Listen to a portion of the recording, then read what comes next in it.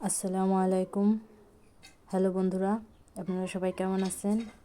আজকে আপনাদেরকে দেখাবো আমাদের সাদা গোলাপ ফুল গাছ। দেখুন কত সুন্দর ফুল ফুটছে,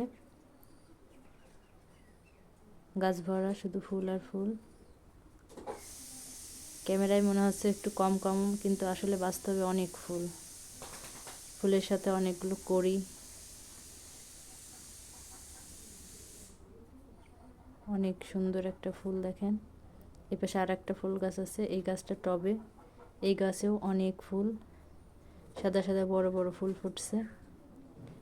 দেখুন কি সুন্দর দেখা যাচ্ছে ফুল গাছটা, গাছ ভরাই শুধু ফুল। ফুলের সাথে আরো অনেক কড়ি আছে।